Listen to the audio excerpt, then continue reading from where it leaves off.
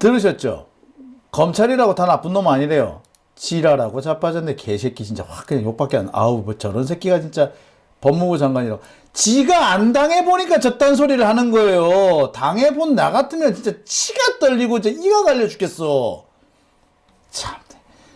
오늘 검찰개혁법이 입법 예고가 됐는데 네. 개혁의 주체, 개혁을 하려면 개혁의 주체가 있어야 되고요. 개혁의 주체가 개혁을 주도해야 됩니다. 정부가 일단 법을 만들었어요.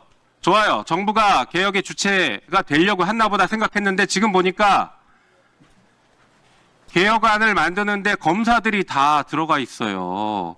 검사들 입김이 너무 많이 작용했어요. 이게 개혁의 주체가 아니라 개혁을 방해하는 세력들이 검찰 개혁안을 만들 건 아니냐라는 국민들의 우려가 큽니다. 뭐 구체적인 내용은 나중에 더 말씀드리겠지만 이거 잘못된 것 같아요. 그래서 지금 입법 예고 기간이니 보안수사권 문제부터 시작해서 중수청의 이원 조직 등등 검찰청을 새로 이식해서 오히려 증폭시키는 이런 법에 대해서는 정부도 국민의 목소리를 듣고 수정해야 됩니다. 그리고 정부가 수정한 것 그거 가지고 법원 국회에서 다시 한번 논의해서 필요하면 더 수정을 해야 된다고 생각합니다. 어떻게 보십니까? 뭐 가장 중요한 게 범죄로부터 국민이 안전한 나라를 만드는 게 가장 중요하고요. 이 검찰 개혁의 결과로 국민들이 불편하지 않게 만드는 것도 필요하다고 생각합니다. 검찰개혁은 바람직한 형사사법 시스템을 만드는 그 이상의 의미를 갖고 있어요. 검찰이 독재하고 함부로 반란 일으키고 난을 일으켜서 대한민국 국민 주권을 좌지우지했어요. 그리고 그 정점했던 사람이 비상경 선포하고 내란 저질렀단 말이에요. 검찰개혁은 단순히 형사사법 시스템 개혁 이상의 의미를 갖는다. 왜 그것을 직시하지 않고 왜 그 관점으로 접근을 못합니까? 왜 그 대답을 못하십니까? 아니 정권이 바뀌어갖고서 이재명 정부의 검찰은 그렇지 않습니다. 그렇게 운영되지는 않습니다. 검찰제도 자체가 다 나쁘거나 문제가 있는 건 아니라고 생각합니다. 들으셨죠? 검찰이라고 다 나쁜 놈 아니래요. 지랄하고 자빠졌네. 개새끼 진짜 확 그냥 욕밖에 안. 아우 뭐 저런 새끼가 진짜 법무부 장관이라고. 지가 안 당해보니까 저딴 소리를 하는 거예요. 당해본 나 같으면 진짜 치가 떨리고 진짜 이가 갈려 죽겠어. 참. 아니 아유 진짜 진짜 아우 진짜 뭐가 어쩌고 어째요? 검찰 구성원은 범죄자라는 시각 갖지 말라고. 이재명 정부의 검찰은 다르다고. 야 이 사람아, 문재인 정부의 검찰총장이 쿠데타를 일으켰어. 정성원 니 같은 놈들 때문에 괜히 문재인 대통령도 욕먹게 되는 거 아니야? 또라이 같은 새끼 아니냐고. 저런 게 이제 법무부 장관 한다고. 니 손에 피 묻히기 싫으면 꺼지라고. 진짜 아주 피 묻히기 싫으면 법무부 장관 하지 말았어야지. 검사들 피를 묻히라고, 검사들 목을 치라고 법무부 장관에 앉혀놨더니 뭐 하는 거냐고. 그렇게 법무부 장관 그 자리 욕심이 나면은 6개월 동안 했으니까 좀 꺼져라 좀. 아우 씨 진짜 저런 게 장관이라고. 아우 씨 진짜. 저는요 저런 놈 때문에 제가 더 힘들게 되는 거예요. 저런 장관이 나와가지고 저런 헛소리 찍찍찍찍 하죠. 당장 그 다음 주에 제가 재판 가보잖아요. 검사들 태도가 틀려져 있어. 얼마나 얘들이 기세등등한 줄 알아요? 저 정성호 장관 저런 태도 하나 때문에 나 같은 사람이 얼마나 현장에서 피를 보느냐고. 제가 왜 화가 나는 줄 아십니까? 정성호 씨는 저런 일을 안 당하니까. 안 당하니까 몰라. 당하는 사람은 가서 보면 알거든. 진짜 생각 같아서 이제 확 그냥 어찌 저런 게 진짜. 아유 진짜. 전에 정성호 이 사람이 지금 파준지 의정부인지 그렇죠. 나 이제 당기면서 저 사람 낙선운동 하든지 해야 되겠다. 아 어디서 저런 쓰레기 같은 게. 아 정말. 근데요 사실 솔직히 말씀을 드리자면은 이번에 이미 정해져 있었어. 검찰개혁 추진단 거기에 자문위원회라고 같이 만들었거든요. 그 자문위원회 위원장이 어떤 사람인 줄 아세요? 저는 딱 이 사람 위원장 이름 딱 듣고 난 다음에 아이씨 조졌다, 배렸다 이랬어요. 왜? 자, 그러면 지금부터는 청와대 관계자와 함께 네. 검찰 개혁에 대한 이야기를 조금 나눠보도록 하겠습니다. 사실 이분과는 이 얘기를 이렇게 디테일하게 다룰 계획은 아니었거든요. 근데 시간 관계상 어쩔 도리가 없습니다. 곤란해지시네. 네, 아주 곤란할 것 같은데요. 아니, 잠깐 숨 돌리시는 동안 네. 제가 교수님 말씀을 조금 좀 저기하게 정리를 감히 드리자면 아까 이제 검사들을 위한 거다라고 네네. 말씀하셨잖아요. 네. 순전히 검사들을 위한 거다. 그렇습니다. 저는 두 가지에서 증거를 발견했습니다. 일단 검찰총장이라는 명칭을 고소하겠다는 그대로 안 게 돼. 들어 있습니다. 어. 너무 말이 안 되는 얘기죠. 기관 이름이 공소청인데 왜 검찰총장이 됩니까? 네. 그러면 경찰청장은 치안총장이라고 부를 겁니까? 그렇지. 청이 있으면 다 청장이지 세상에 이런 게 어디 있어요? 맞습니다. 그러니까 이게 우리는 다음 검찰로 다시 돌아가겠다라는 걸 그렇지. 명확히 드러낸 것이고 그렇지. 이 의도가 왜 또 확실하냐면 이거를 말씀드리지 않을 수가 없어요. 문재인 정부 시절에 역시 검찰 개혁을 추진했었잖아요. 네. 그때 당시에 저도 청와대 나중에 들어가서 들은 얘기인데 당시에 대검 차장 봉욱 봉욱? 당시에 근무하던 갑자기 봉욱이 튀어나오네. 문재인 정부 초기의 대검 차장 봉욱 대검차장. 검찰총장은 잘 아시는 문무일이었죠. 문무일. 네, 대검 차장이 봉욱이었습니다. 법무부 검찰국장은 박균택. 검찰 당시에 법무부 검찰국장. 법무부 검찰국장 박균택. 박균택. 의원이죠 지금. 예, 당시에 대검 형사 정책 기획단장이라는 자리가 있었는데 형사 정책 미래기획단장이라는 자리가 있었는데 그 단장이 김웅. 김웅. 네. 어디 갔어 요새 안 보이고. 김웅. 자, 이때 민정수석실의 봉욱 대검 차장과 김웅이가 집요하게 면담 신청을 합니다. 이 검찰개혁과 관련해서 검사들을 설득할 수 있는 방안을 저희가 마련했고 그거를 이 정도 선을 마지노선으로 하면은 검찰이 반발이 없이 따라갈 겁니다. 저희가 획기적인 안을 마련했습니다. 보고를 했다는 거예요. 그러니까 청와대 일을 뭔가 줄여주고 도움을 주는 것처럼 그렇지. 했군요. 문재인 정부 초기에 네. 이제 그때 대검 차장 봉욱이 와서 보고했던 내용이 이거하고 똑같아요. 아 진짜요? 네. 진짜로? 이걸 그대로 했던 거예요. 안 그래도 12월 11일 문건에 봉욱이 이름이 있더라고요. 이거 여기까지만 일단 말씀드리겠습니다. 이게 얼마나 지금 심각한 일인지. 그 전부터 그러면 그 똑똑하신 분이 호루라기를 좀 부셔야지. 계속 얘기했어요. 이게 민정수석과 민정비서관이 아이고. 검찰 출신일 때 무슨 일이 생길 수 있는지 계속 말씀드렸고 중간중간에 이 얘기가 있을 때마다 정부에서 총리 주도로 각 부처의 의견을 수렴해서 잘 가고 있으니까 일단 믿고 기다려라라는 말을 믿었죠. 자 일단 지금 청와대에 근무하는 민정수석 약간 씹었거든요. 그런데 지금 청와대 저도 잠깐 그러고 나서 고개를 돌려보니까 어떡하냐? 난 모릅니다. 뭐 상황이 이렇게 된 거지. 뭐 내가 뭐 이렇게 뭐 기획한 거 아닙니다. 자 청와대 정무비서관 네. 김병욱 정무비서관님 따뜻한 위로의 말씀 모시겠습니다. 정무적으로 상황해진 거. 정무적 판단이 오늘 조금 이 시트에는 그게 없는데. 저도 예. 저도 이렇게 진행할 생각이 없었어요. 예. 일단 뭐 우프라데스의 일원이시니까 운명이라고 생각하고 김병욱 정무비서관님은 이재명 대통령의 최측근입니다. 오랜 인연이 있고요. 네. 그런데 지난 총선 때 바이든 날리면 김은혜한테 진 분입니다.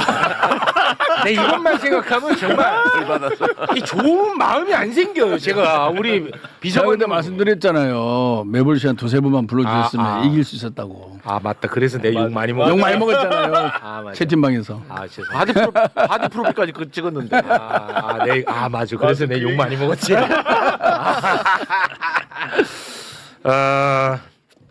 우리 정무비서관님. 네. 검찰 개혁 관련해 가지고 뭐 저희가 이야기를 짧게만 할게요. 이 얘기는. 네.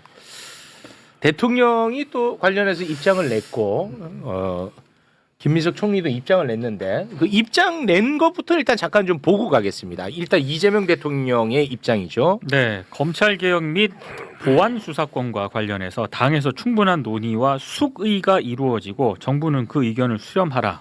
이렇게 이제 이재명 대통령이 입장을 냈고요. 네. 그리고 김민석 총리도 SNS에 글을 올렸습니다. 네, 보안 수사권에 대해서는 그동안 일관되게 폐지가 원칙임을 밝혀왔다. 중수청, 공소청 법안은 입법 예고 기간 동안 당과 국회에서 충분히 논의가 될 것이고 정부는 적극적으로 수렴할 것입니다. 네. 네. 우리가 이제 걱정했던 굉장히 큰 쟁점 중에 하나가 보안 수사권 문제인데 네. 김민석 총리가 그동안에 정부 관계자 중에 가장 분명하게 표현을 했어요. 보안 수사권 폐지가 원칙이다. 굉장히 분명하게 얘기를 했습니다. 네.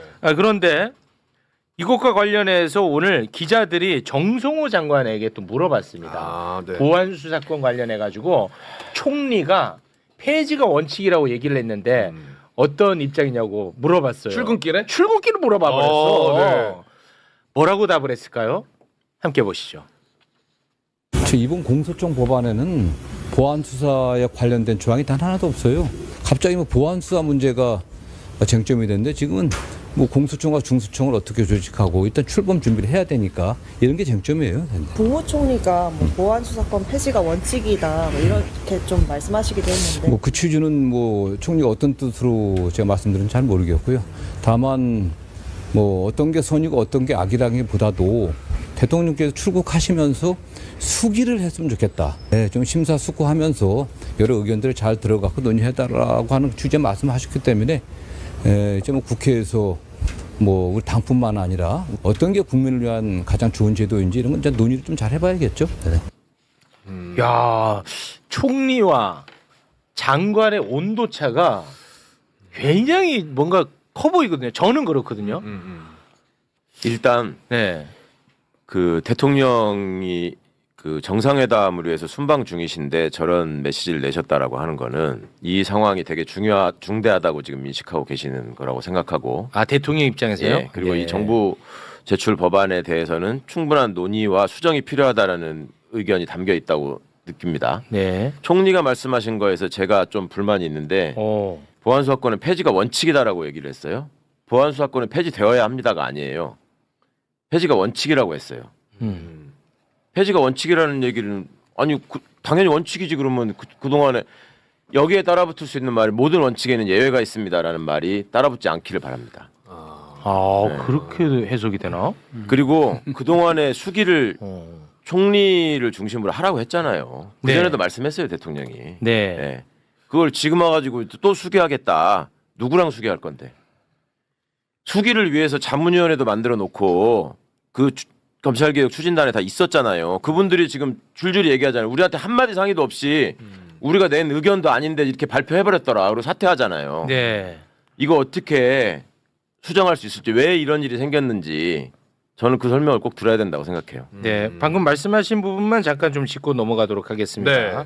검찰개혁 추진단에서 이 정부 법안을 넘기지 않았습니까? 근데 검찰개혁 추진단 자문위원들이 크게 반발을 하고 있습니다. 총 16명 중에 6명이 이제 반발하면서 사의를 표했는데 일단 반발 내용 잠깐 짧게 몇 가지만 좀 볼까요? 네, 서보학 교수 같은 경우는 정부가 발표한 법안 내용은 자문위 의견이 거의 반영되지 않았다. 네. 앞으로 자문위가 보안 수사권 논의를 이어갈 텐데 이런 식으로 운영되는 건 큰 의미가 없다. 이런 입장을 밝혔고요.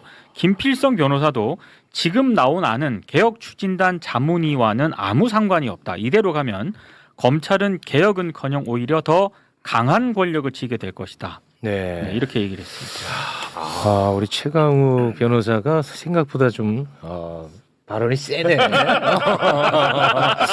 내가 생각했던 것보다는 너무 세갖고 제 옆에서 막 열기가 막 내가 굉장히 좀 다운을 해야 될 것 같아. 우리 청와대 정무비서관님, 네.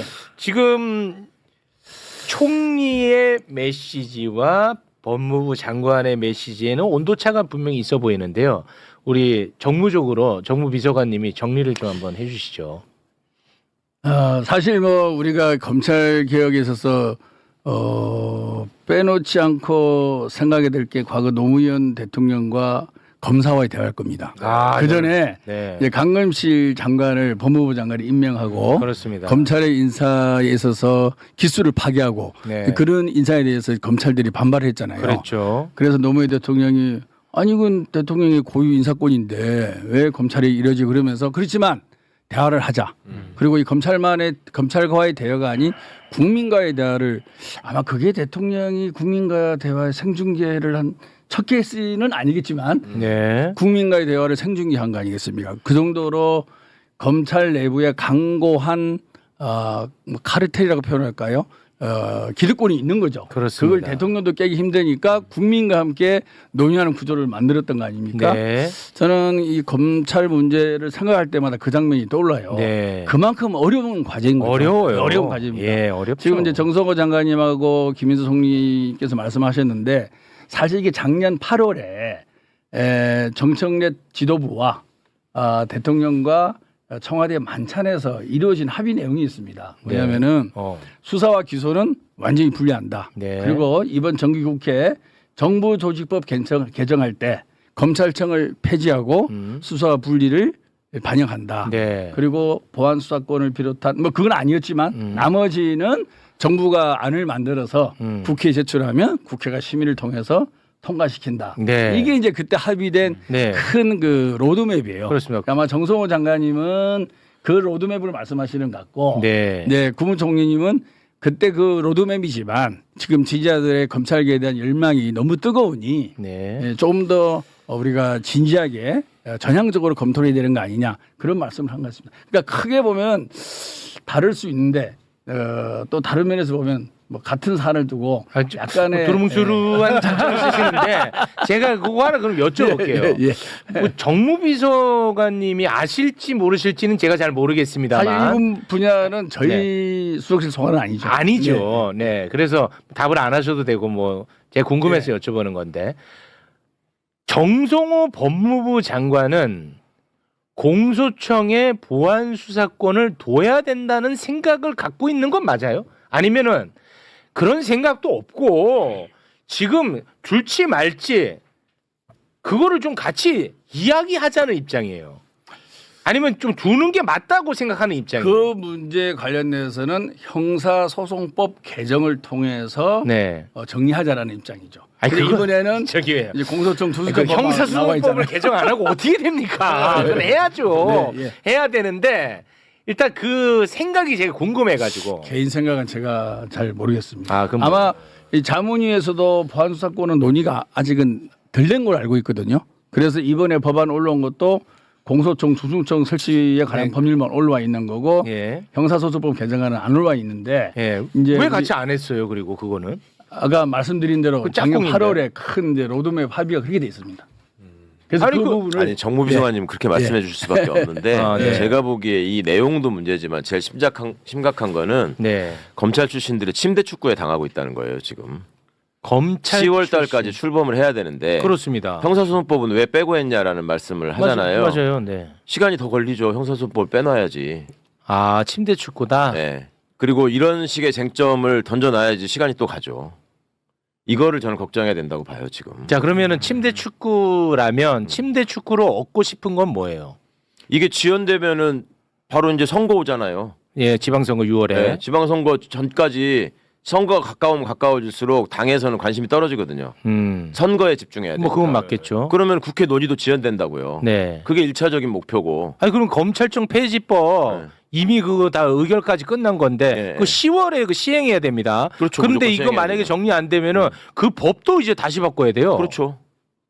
아니 그렇게 돼도 상관없지. 검찰만 유지하면 되니까 이자들의 입장에서는 침대 축구가 성공하면 그다음에 그렇게 해가지고 또 하나는 과거 정치 검찰의 수법에 의하면 이런 식으로 이 쟁점을 부각시켜 시끄럽게 해가지고 선거에 영향을 미치려고 할 수도 있어요. 선거 앞에마다 정치 검찰이 하던 수법이야 이게. 저는 그게 걱정인 거예요. 그리고 구체적으로 어떤 선거를 앞두고 지방선거는 사실 검찰개혁이 쟁점이 되면 안 되는 선거예요. 그렇죠. 근데 검찰개혁이 쟁점이 되고 이런 애 저런 애 지금 법이 잘 됐네 잘못됐네 보안수사권 어떻게 할 거냐 이런 얘기들이 나오면 그러네. 민주당 지지자들 사이에 분열이 생기고 있습니다 지금. 맞습니다. 네. 그걸 노리는 거예요. 지금도 댓글이 안 좋아요. 아까 이제 우리 김병욱 비서관님 노무현 대통령의 검사가 제가 말씀하셨는데 모든 국민들이 다 기억하고 있어요. 22년 전이에요. 23년 전이에요. 23년 동안 우리가 지켜봤어요. 이것들이 어떻게 집단적으로 움직이고 어떻게 준동하는지. 근데 지금 와가지고 또 그 수법을 똑같이 쓰고 있고 예전에 했던 방식을 그대로 하고 있는데 이게 또 발표되고 있다는 게 저는 너무 화가 나는 거예요. 그리고 그때 생각했던 이들의 침대 축구 수법이 고스란히 또 먹히고 있고 이게 만약에 이게 통과가 안 되고 그냥 가잖아요. 형사소송법을 개정을 못 한단 말이에요. 그러면 형사소송법에 의해서 우리는 다 수사할 수 있다 하면서 다시 또 할 거예요. 실제로 지금 형사소송법에는 보안 수사권을 그럼 다 할 수 있다니까. 들어가 있으니까 지금 할 수 있게끔 되어 있습니다. 그래서 처음에 이걸 구성됐을 때부터 자문위원들도 마찬가지고 바깥에서도 형사소송법 개정을 같이 논의해야 된다라는 얘기를 계속 했었습니다. 안 한 게 아니에요. 실제로 우리 변호사님 말씀처럼 댓글에서도 의견이 막 분분하고 맞아요. 예, 시끄러워. 그 사실은 검찰 개혁에 대해서 누구보다 진심인 사람이 이재명 대통령 아니겠습니까? 그렇습니다. 그래서 네. 정말 검찰로부터 갖은 고초와 불법 기소, 부당한 처벌을 받은 사람이기 때문에 그래서 저는 검찰 개혁의 정말로 요구가 국민적 요구가 네. 발생하는 거예요. 이재명 대통령을 꼭 믿으시라고 말씀드리고 싶고요. 네. 방금 말씀하신 대로 이제 국회 공이 넘어갔습니다. 국회에서 수기를 해서 논의를 해서 결과를 가져오면 정부는 수렴하라고 명령을 하신 거 아니겠습니까? 지시했죠. 예, 그렇기 때문에 국회에서 진지하게 네. 예, 함께 논의를 하고 공론회장을 만들어 나가서 좋은 결론을 만들어 오면 대통령 지시대로 네. 그 방안대로 검찰 개혁이 이루어지리라고 확신하고 있습니다. 네. 근데 그 과정에서 또 검찰의 분탕이 있을 가능성 배제할 수 없다라는 입장이신 거죠? 저는 그걸 항상 염두에 두고 잘 대비를 하셔야 된다고 생각합니다. 그렇습니다. 검찰의 분탕질 이 염두에 둬야 된다는 거야. 네, 당을 대표해서 또 나와주셨는데요. 당청 간에 지금 이견이 있나요? 이견 전혀 없고. 지금 당을 대표해서 나오셨습니다. 네, 사실 저도 저쪽에 앉고 싶은 심정인데. 근데 이제 어제 당 대표께서도 여기서 말씀하셨잖아요. 네. 어쨌든 의견 수렴하실 거라고 하셨고 지금 우리 최강욱 변호사님께서 말씀하셨던 부분에서 아쉬운 점은 저는 이제 법안 소위에서 있던 것들에서 그대로 다 담아가지고 저는 애초 기다렸던 만큼 또 저희가 추진을 잘했으면 좋겠습니다. 내일 당에서 이제 정책 요청이 있을 예정으로 알고 있습니다. 그리고 나서 이제 법사위원들도 모여서 논의를 하고 또 뭐 정부 관계자를 초청해서 얘기도 듣고 많은 이 공론화 과정을 거치고 아마 수기된 내용이 검찰 개혁의 진정한 방향대로 잘 가지 않을까 기대하고 있습니다. 믿습니다. 뭐 국회에 잘 논의되기를 믿는데 걱정이 그런 거예요. 지난번에 연판장 돌리고 뭐라고 또 준동할 때 항소 포기했다고 검사들. 네. 그럴 때 과거에 보안 수사권 그래도 좀 남겨주는 게 맞는 거 아니야라고 얘기했던 사람들이 있죠. 당내에도 있고 당 바깥에도 있고 많이 있었어요. 네. 민주당 지지자들 중에서 네. 혹은 민주당 소속원들 중에서. 근데 그렇게 준동하는 거 보면서 야 이것들은 진짜 안 되겠다. 하나의 여지도 남기면 안 되겠다. 그거를 반드시 파고 들어와서 또 이용할 거다라고 다 얘기했어요. 네. 그래서 보안 수사권 얘기는 소멸된 걸로 믿었거든. 그 뒤로 또 슬며시 또 얘기하잖아. 이게 얼마나 끈질기고 집요한지를 아셔야 됩니다. 이게 옛날부터 공무원들 사이에 자기들끼리 통용되는 그 은어가 몇 개 있는데 개인과 관련해서는 쪽팔림은 순간이고 자리는 영원하다. 아부가 능사다라는 말을 개인적으로 하고요. 조직적으로 검찰이 했던 얘기는 뭐냐면 정권은 순간이고 검찰은 영원하다라는 말이었어요. 왜 그거를 위해서 이 사람들이 중단하고 포기할 거라고 생각하십니까? 절대 포기 안 합니다. 이게 그동안에 누려왔던 지네들의 혜택과 기득권이 얼만큼인데 돈으로 따져도 이게 얼마인데 그걸 쉽게 포기하겠습니까? 네.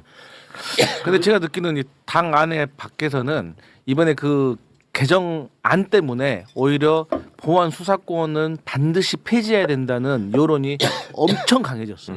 그렇습니다. 네, 조금 이제 지켜보자로 하셨던 분들도 이 안을 좀 보면서 안 되겠는데 보안 오히려 수사권은 시민들과 확실히. 당원들의 경각심이 확 올라왔어요. 네. 진짜. 그래서 오히려 제가 봤을 때는 그런 얘기 이제 꺼내면 더 몰릴 거라고 생각합니다. 네. 그 요거만 하나 좀 여쭤볼게요. 우리 네 분에게 다 공의 질문을 좀 드리겠습니다. 요거까지만 하겠습니다. 검찰 개혁 이슈는. 네. 죄송합니다. 그 중수청 뭐 예를 들어 뭐 경찰이라고 말할 수도 있고 중수청이라고도 말할 수 있고 이들의 이제 과잉 수사 같은 경우는 이제 구대 범죄를 수사하게 되면은 이들도 이제 견제 받아야 되거든요. 그렇죠. 과잉 수사 같은 경우에는 공소청의 영장 청구권이나 기소권으로 견제가 됩니다. 과잉 수사는. 그러니까 요 얘기는 뭐 할 필요가 없어. 과잉 수사는 견제가 되고. 견제가 완전히 되지. 네. 자, 그런데 중수청과 경찰의 부실 수사 문제가 남게 되거든요. 예를 들어서 자기 편이라고 생각할 때 덮어주는 경우 부실 수사 이거에 대한 견제 박은정 의원 같은 경우에는 이제 킥스로 검찰이 들여다보면 된다라는 주장을 하고 있는 것이고 이 견제를 보안 수사권으로 해야 된다라는 주장이거든 봉욱 뭐 이런 사람들은 그러면 그 부실 수사에 대한 견제는 어떤 제도로 막을 수가 있는 겁니까? 보안 수사로 그걸 막을 수 있다고 얘기하시는 분들의 생각은 뭐냐면 지금의 구조를 그대로 전제로 했을 때에나 조금 맞는 말이에요. 그러니까 지금처럼 검경이 완전히 따로 놀고 아 우리가 더 높은데 갖고 와봐 내가 검사할게 이런 발상이거든요 지금. 근데 지금 우리가 설계하고 있었던 수사제도 형사사법제도의 변화는 기본적으로 정치검찰이 그 주어진 막강한 권한을 활용해가지고 해왔던 그 나쁜 짓 이거를 근본적으로 뿌리 뽑자는 거에서 지금 나온 거예요. 그러면 원칙적으로 그 말아먹을 가능성이 있죠. 공소청이 말아먹는 거는 저기 공수처가 수사하면 되고요. 경찰이 말아먹는 거는 중수청이나 공소청이 수사를 할 수 있습니다. 그러니까 그렇게 견제할 수 있는 방법도 있지만 근본적으로는 그걸 보안 수사의 문제로 해결할 게 아니라 수사기관의 상호 감시 견제로 해결해야 될 문제이거니와 첫 번째 장치고 또 하나 이게 기술적으로는 박은정 의원 얘기처럼 킥스를 처음부터 열어서 이거를 공소청과 수사기관이 처음부터 협조하고 협의하면서 가도록 하면 거기가 생길 수 있는 여지가 당연히 확 줄어들죠. 뭐 그렇겠죠. 지금은 검찰 몰래 경찰이 수사해가지고 말아먹는 거는 우리가 가서 바로잡아야 될 거 아니야 이 말을 하는 건데 경찰 몰래 할 수 없게 만들면 되잖아. 투명하게. 그렇게 해서 얼마든지 대안이 있을 수 있고 또 하나 중수청하고 국수본이 장기적으로 결탁할 수도 있어요. 자기들의 이해관계를 일치시키면서 예를 들어서 행안부 장관 밑에 있으니까 위험하네. 장관 이상민 같은 놈이 있으면 야 함께 이럴 수 있잖아요. 그렇지. 이제 그럴 때는 어떻게 할 거냐. 그 위험합니다. 그래서 공수처가 중요하고요. 그 상황에서 지금 하나 제도적으로 바뀌는 거는 중수청의 수사관은 파면시킬 수 있죠. 검사는 징계제도에 파면 자체가 없었잖아요. 탄핵을 했어야 되잖아. 근데 지금은 그게 가능하니까 징계제도로도 수 있고 가능하고. 그다음에 감사원도 그간에는 수사 내용에 대해서 감사를 할 수는 없지만 수사 과정에서 벌어지는 각종 인권 침해나 나쁜 짓들 있잖아요. 그건 감사원이 감사를 해야 되거든. 권한이 있고. 근데 안 했거든요. 쫄아가지고. 그러니까 그걸 해야 됩니다. 감사원이 해야 되고 국민권익위원회도 사람들이 그냥 김건희 가방 때문에 알게 됐지 잘 몰랐는데 권익위원회도 기본적으로 부패 행위에 대한 감시와 조사권이 있어요. 그러니까 아니 우리나라에서 부패한 집단으로 따지면 검찰 능가할 데가 잘 없잖아. 그런 권한들이 제대로 기능을 발휘해야죠 이제. 중수청 자체에 또 뭐 심의기관 뭐 이런 걸 하는 그렇죠. 도움 안 되나요? 심의 참여로 감시기구를 계속 두도록 또 돼 있고. 감시기구도 또 있고. 알겠습니다. 자 검찰개혁 이슈는 뭐 이쯤에서 마무리를 짓도록 하겠습니다. 우리 정무비서관님 오늘 운이 참 안 좋은 것 같습니다. 간만에 오셨는데. 간만에 오셨는데 우리 정무비서관님이니까 그거 한번 좀 여쭤봐도 될까요? 어제 민주당 대표한테도 제가 물어본 건데 뭐만 하면은 뭐 친명과 친청의 싸움이다. 이거 언론에서 제일 많이 다루는 건 알고 그 인식은 하고 계시죠? 제가 그렇게 기자들한테 제발 그런 프레임 좀 쓰지 말라고 얘기를 해도 다 그걸로 쓰던데. 안 먹혀요. 저는 생각해 보세요. 지금 대통령 임기 시작한 지 6개월에 지지율이 뭐 55% 60%를 기록하고 있지 않습니까? 너무 낮아. 너무 80% 가야 되는 정무비서관님 그건 실망입니다. 죄송합니다. 너무 낮아. 근데 이 와중에 뭐 친명, 친청 이런 단어가 나온다는 게 그게 맞습니까? 다 친명이죠. 것 같지 않아요? 비서관님 저는 그 생각을 해요. 이게 저들이 지금 소위 내란 옹호 세력이 자력으로 지금 뭔가 선거에 이기거나 지들이 뭔 권력을 잡을 가능성이 없어 지금. 갈라치기 하는 거죠. 유일한 방법은 우리가 갈라지는 거예요. 근데 왜 그게 그러니까 처음에 했던 것들이 그렇게 하냐 이거죠. 이것들이 처음에 시도했던 게 친문 친명이라고 해서 갈라치기를 하려고 했었습니다. 근데 이게 안 먹히니까 이제 친명 친청이라고 하는 거야. 아니 민주주의 국가에서 약간의 생각의 차이가 있고 속도의 차이는 있는 거죠. 근데 그거를 프레임화 시켜서 친반 이렇게 만든다는 것은 그건 갈라치기의 전형적인 구조라고 보고요. 저는 지금 민주당 의원들 만나거나 지도부 만나면 다 이재명 대통령의 성공을 위해서 이재명 정부의 성공을 위해서 다 노력을 하고 고생을 하려고 노력하시는 분들이에요. 너무 당연하지 그 속에서 무슨 우리가 친반이 있는지 진짜 언론에 묻고 싶고 우리 매불쇼에서 앞장서서 앞으로 절대 그런 단어 쓰지 말자라고 네. 좀 캠페인 좀 해주시기 바랍니다. 그런 말만 하면 저한테 너의 친척이구나. 제가 그 얘기를 매번 해요. 왜냐하면 예를 들어서 그동안에 개파 정치는 있어 왔으니까 나는 있을 수도 있다고 봐요.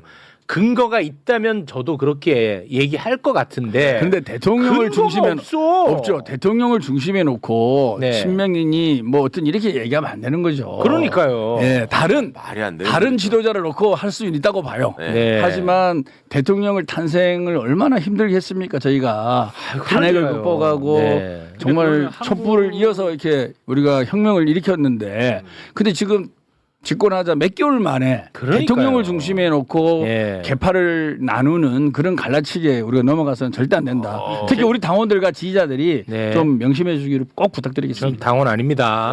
재래식 언론들이 이런 걸로 여러 번 재미를 봤거든요. 네. 특히 이재명 지금 대통령이 대표 체제 때 대선 전에 뭐 여러 가지 뭐 많이 뭐 언론들이 구분했잖아요. 뭐 네.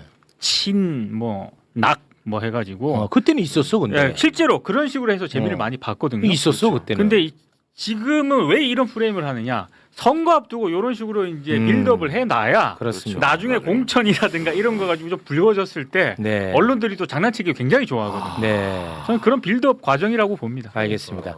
자, 그러면 제가 귀한 시간 내서 오셨으니까 갈라치기 하나만 하겠습니다. 네, 이거는 진짜 갈라치기 질문입니다. 이해운 후보자. 이해운 후보자. 청와대에서는 통합의 메시지로 이해운 후보를 지명했다라는 이야기를 그동안 해왔는데, 참으로 이 참 아이러니하게도 대통령 직속 국민통합위원회, 그러니까 통합을 이유로 이해운 후보자를 지명했다고 했습니다. 청와대. 그런데 대통령 직속 국민통합위원회 위원장 이석연 위원장이 이해운 장관 후보자를 향해서 사퇴를 촉구했어. 저 한번 좀 소개 좀 해주시죠. 자, 이해운 후보자의 청문회까지 지켜본다는 것이 국민을 피곤하게 할 수밖에 없다. 본인이 스스로 물러나는 길을 택하는 게 좋다. 이것도 어떻게 이렇게 얘기를 해요. 야, 이거는 제가 이제 갈라치기거든요. 네, 이거 어떻게 해석해야 돼요? 우리 최강욱 의원님도 계시지만 사실 우리가 이제 인사청문회를 크게 두 가지로 나누지 않습니까? 도덕성 검증하고 정책 검증. 근데 저희는 이제 인청에 들어가서 정책 검증하기 전에 사전에 이제 지명을 하면은 도덕성 검증으로 너무 이게 논란이 많이 돼. 물론 도덕성이 중요하죠. 근데 인청을 하는 이유는 그분이 갖고 있는 정책과 비전, 그다음 컨텐츠에 대해서 한번 들어보자. 그리고 판단하자는 거 아니겠습니까? 그래서 관련 법도 내고 제도 개선을 하려고 하는데 여야가 합의가 안 돼서 지금 개선이 안 되고 있는데요. 네. 지금 거론되고 있는 문제점에 대해서 충분히 새겨 들을 필요가 있고 또 모니터링 해야 된다고 봅니다. 하지만은 인사청문회 원래 취지가 네. 비전과 정책을 한번 들어보자는 게 청문회의 취지 아니겠습니까? 네. 그렇게 본다 그러면 저는 인사청문회에서 이해운 후보자가 왜 이재명 정부와 함께 하려고 하는지 네. 그리고 갖고 있는 기획예산처 장관 후보자로서의 비전이 무엇인지 네. 라는 정도는 그래도 한번 들어봐야 되지 않을까라는 생각은 하고 있습니다. 하지만 네. 어쨌든 정치는 국민들의 눈높이에 맞출 필요가 있다고 보거든요. 네네. 계속 뭐 주시는 하긴 하지만 인사청문회에서 이해운 후보자의 얘기를 한번 들어보는 그런 또 과정도 필요하지 않을까라는 게 현재까지의 입장입니다. 네. 요건 아주 명확하게 입장을 밝혀주셨네요. 네. 제가 언제 뭐. 근데 지금 보도를 보니까 그 김재경 의원하고 또 최구식 전 의원이 저희 당에 입당을 입당했어요. 하셨어요. 네. 그래서 엄청나게 깜짝 놀랐어요, 저는. 사실 이게 저희가 이제 경상도면은 국민의힘, 호남이면 뭐 이런 거 있잖아요. 그 구도가 이제 많이 깨지고 있는 과정이거든요. 뭐 그런 것 같아요. 그래서 그런 부분에 대해서 국민들이 물론 인물 한 분에 대한 평가는 다를 수 있다고 봅니다. 네. 한 사람 A라는 사람에 대해서 B라는 사람에 대해서 다 평가를 다를 수는 있지만 네. 전체적으로 이재명 대통령이 국민 통합을 위해서 약간의 부족함은 있지만 전체 크게 네. 국민통합적 행보를 하시는 부분에 대해서는 네. 좀 봐주시고 박수도 한번 쳐주시고 네. 또 용기를 주시고 네. 또 더 좋은 분이 있으면 또 추천도 해주시고 네. 또 그런 과정도 필요하지 않느냐 네. 그런 말씀도 좀 드리고 싶습니다. 알겠습니다. 예. 지금 그 다음 출연자분이 너무 오래 기다리셔가지고 와, 우리 비서관님과는 여기서 인사를 좀 나눌까 하는데요. 네, 예. 비서관님은 혹시 지금 출마 계획이 있나요? 그 여론조사가 많이 나오던데 저한테 비서관님. 물어보지 않고 막 그러시네요. 아 뺄까요 그러면? 계속 말도 안 했는데 계속 1등하고 있구만. 아니 그 1등 하던데 뺍니다 그러면 저희 쪽에서는. 성남시장 그 여론조사가 계속 1등이더라고요. 뺍니다. 지금 공무원이시니까 위험하니까. 아니. 성북시장인 것 같은데. 성북시장. 검색해 보겠습니다. 성북시가 있는지. 성북시장. 네, 알겠습니다. 자, 그러면 우리 비서관님과는 여기서 인사를 나누겠습니다. 이재명 정부의 성공을 위해서 마지막까지 최선을 다해 주시기 바라겠습니다. 네, 화이팅하겠습니다. 네, 화이팅. 김병욱 비서관님 대단히 고맙습니다. 네, 고맙습니다. 또 뵙겠습니다. 자, 그러면 이제 내란범들의 구형 이야기 지금부터 또 해보겠습니다. 2024년 12월 3일에 내란을 일으켰는데 2026년 1월 13일에 구형이 나왔습니다. 네. 무려 406일 만입니다. 406일 만. 참 오래 기다렸습니다. 그런데 윤석열은 13일 결심 공판에서도 졸았어요. 네. 구형 나오는 날. 졸았어. 자, 그러면 내란범들의 구형 일단 한번 쫙 8명에 대해서 정리를 해주시면 고맙겠습니다. 자, 일단 내란 우두머리 윤석열은 사형 구형이 됐고요. 네. 김용현은 무기징역. 그리고 노상원은 30년 구형됐습니다. 조지호 전 경찰청장은 20년, 김봉식 서울경찰청장 15년, 그리고 국회 경비대장이었던 목현태 12년 구형이 됐고요. 김용군 이거는 제3야전군 사령부 헌병대장이었는데 10년 구형이 됐고요. 그리고 국가수사본부 전 수사기획조정관 윤승영은 10년 구형이 됐습니다. 네. 자, 내란 특검이 윤석열 사형을 구형하는 장면을 네. 그 역사적 기록이니까요. 그렇죠. 그 장면을 이어폰을 껴주시고 여러분과 함께 보고 오겠습니다. 전두환, 노태우 세력에 대한 단죄보다 더 엄정한 단죄가 필요함을 실감하게 되었습니다. 따라서 피고인에 대한 형을 정함에 있어서는 재발 가능성을 진지하게 고려할 필요가 있습니다. 피고인은 반성하지 않습니다. 양형에 참작할 사유가 없고 오히려 중한형을 정해야 합니다. 따라서 법정형 중 최저형으로 형을 정함은 마땅하지 않습니다. 법정형 중 최저형이 아닌 형은 사형밖에 없습니다. 이에 피고인 윤석열에게 사형을 구형합니다. 정숙해 주세요. 예. 정숙해 주십시오. 그 윤석열만 웃는 게 아니야. 옆에 그 변호인들도 네. 웃어요. 윤갑근이랑 막 네, 그리고 방청객들은 막 소란을 피고 욕설했다는 보도도 있고. 그렇습니다. 근데 굉장히 역사적인 장면입니다. 네. 사형 구형. 전두환보다 더 엄히 다스려야 된다. 네. 저는 이게 굉장히 좋았어요. 개인적으로는. 저는 근데 네. 오게티 중에 하나가 방금 얘기해 주신 것처럼 역사적인 또 구형 장면인데 그거를 쭉 봐야 되는데 정숙하십시오. 이것도 정숙해 주세요. 자, 정숙해 주십시오. 이 오게티. 이거 평생 다뤄줄 내용인데 정숙하십시오. 이것도 아니고 정숙해 주세요. 자, 계속하시죠. 아마 이랬을 거 아니에요. 근데 그것도 역사의 기록을 남겨야 돼요. 요 맞아. 그 사법 개혁으로 예. 활용합니다. 알겠습니다. 네. 자, 이 장면들 어떻게 보셨습니까? 우리 법정이라고 하는 것은 특히 형사 사건을 다루는 법정은 엄숙하고 엄정해야 되죠. 네. 그렇습니다. 주장은 자유롭게 펼치고 하지만 기본적으로 엄정함을 유지해야 되는데 그 재판을 그런 방식으로 운영하지 않았던 것은 매우 좀 의아스럽고 네. 기괴한 면이 있는데 다만 그 과정에서 윤석열 피고인이 졸기도 하고 졸았어요. 또 웃기도 하고 웃었어요. 그래서 그것이 뭐지라고 할 때 허세예요. 내가 그 정도 구형으로 내가 쫄 줄 아느냐 하는 허세. 허세. 그다음 오만. 너희들이 나를 어떻게 할 수 있어? 그래서 그 과정에서 우리가 읽어야 될 것은 그 윤석열 그 피고인의 평소의 모습, 그리고 이러한 사안을 대하는 어떤 태도와 자세, 그런 면에서 참 우리는 이제 그 사람이 웃으면 우리는 비웃을 수 있죠. 비웃음의 권리를, 해석 권리를 가지고 있다. 네. 그래서 거기에 대해서 분노도 할 수 있지만, 네.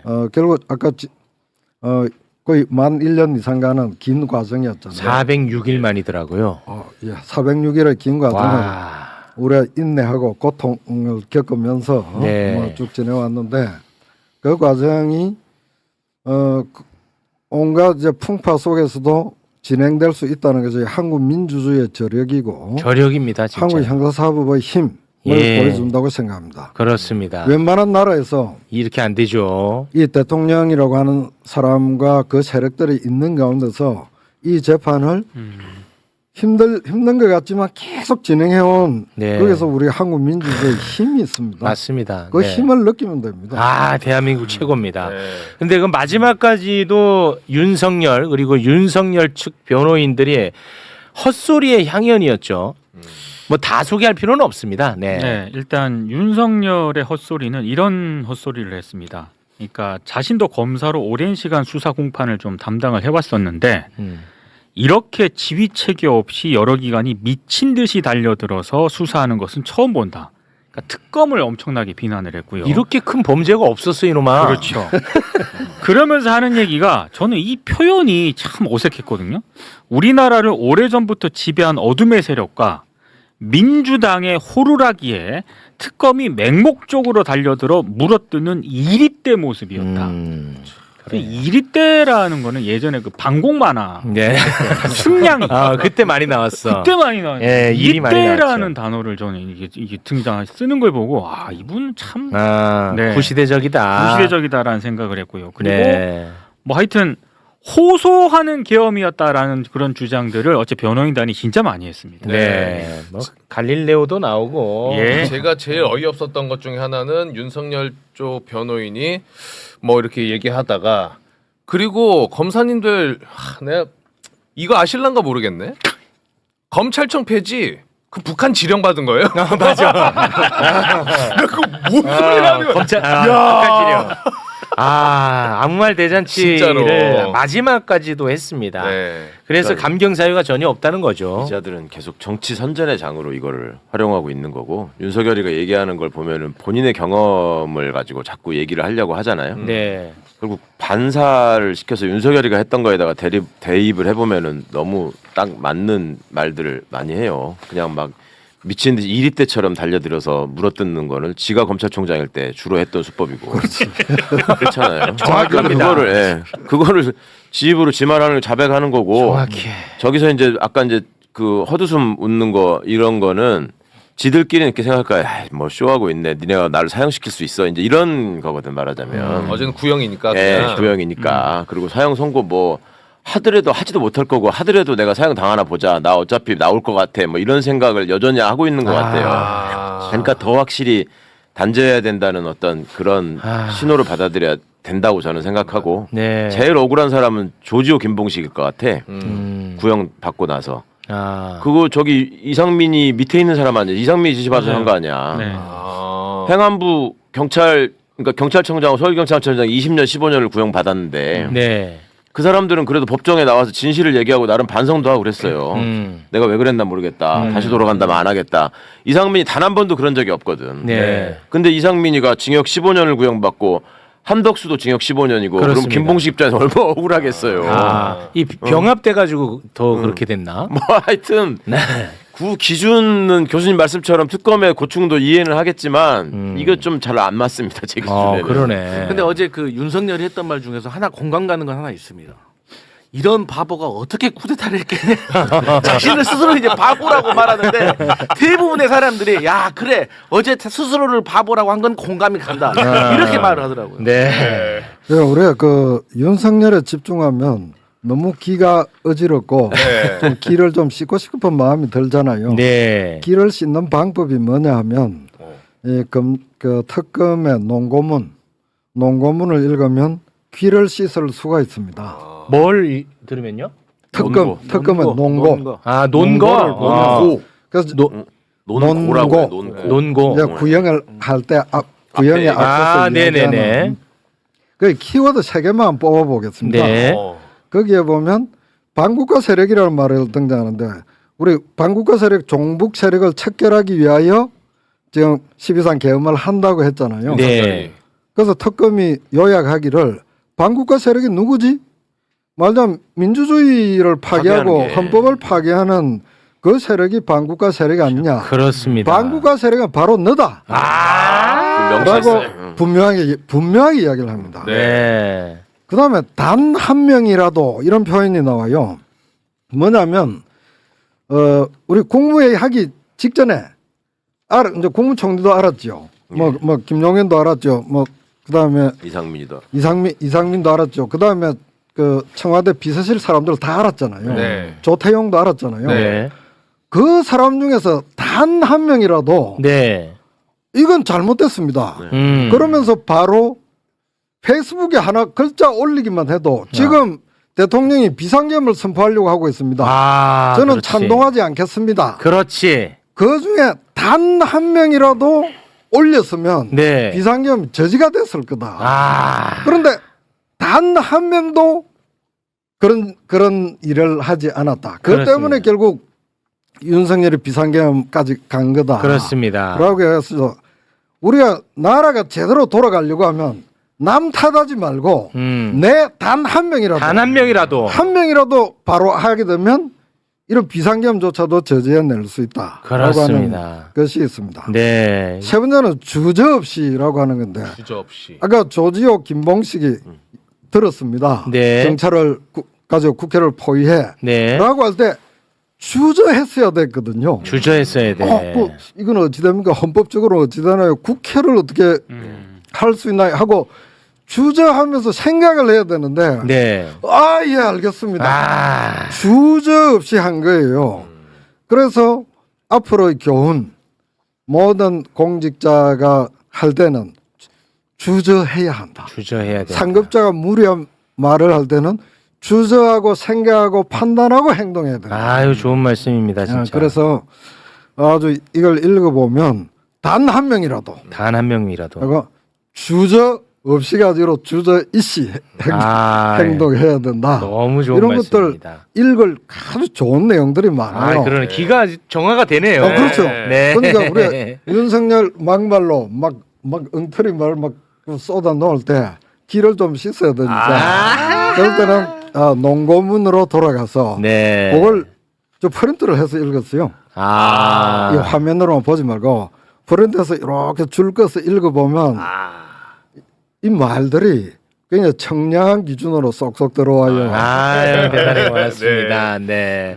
윤석열도 그 얘기를 했습니다. 뭐 검찰만 한 게 아니라 한 명이라도 날 막았습니다. 그렇지. 윤석열도 얘기했어요. 정무관. 한 명이라도 내가 솔직히 한 명이라도 막을 줄 알고 내가 선포했는데 안 막았잖아 너네가. 얘기했어요. 윤석열이. 그 왜 안 막았을까를 생각하면 저는 제일 화가 나요. 그러니까 진짜로 교수님 말씀처럼 한 명도 필요 없어. 한 놈만 있어도 돼. 한 놈. 네. 근데 그때 이 사람들은 뭔 생각을 했을까? 소위 한국 사회에서 누릴 거 다 누린 저게 지배 엘리트라고 지칭받던 사람들이잖아요. 네. 첫 번째는 공포였을 거예요. 저 윤석열이한테 쌍욕 얻어먹기 싫고 이 상황에서 내가 계엄령을 이미 선포했는데 과거에 그러면 어떻게 됐는지를 다 알고 있는데 지들의 젊은 시절을 반추해 보면 그럼 내가 살아야 된다. 이게 1번이고 맞아. 2번으로는 그러면 여기서는 내가 어쩔 수 없지만 돌아가서라도 그러면 국민들한테 진실을 얘기하고 나는 여기서 관둘 것인가 생각한 사람 과연 있었을까? 그렇죠. 두 번째는 틀림없이 계산을 했을 거라고. 계엄령 되면 나는 무슨 자리를 받을까? 그다음에 누가 실세가 될 것 같을까? 어디 붙어야 될까? 맞아요. 김용현일까? 여인영일까? 이런 거 고민하고 있었을 자들이에요, 저것들이. 저도 그렇게 생각합니다. 만약에 내란 친위 쿠데타 성공했으면 저는 또 친위 쿠데타가 그건 친위가 아니지 실제 쿠데타가 또 발생했을 것 같아요. 반 쿠데타. 역사가 그런 거는 입증하죠. 여러 나라에서 그런 일이 있었어요. 저런 식으로 똑같은 수준의 자들이 저렇게 하면은 다음에 우리가 예상할 수 있는 거는 저 윤석열이를 놓고 저걸 두목이라고 생각하는 시기가 길지 않을 거라고. 우리가 얘기했잖아. 그 다음에 이제 김건희가 먹을 거냐, 김용현이가 먹을 거냐, 여인영이가 먹을 거냐, 노상원이가 먹을 거냐 서로 싸웠을 거라고요 또. 네. 그럼 또 쿠데타지. 그럴 것 같아요.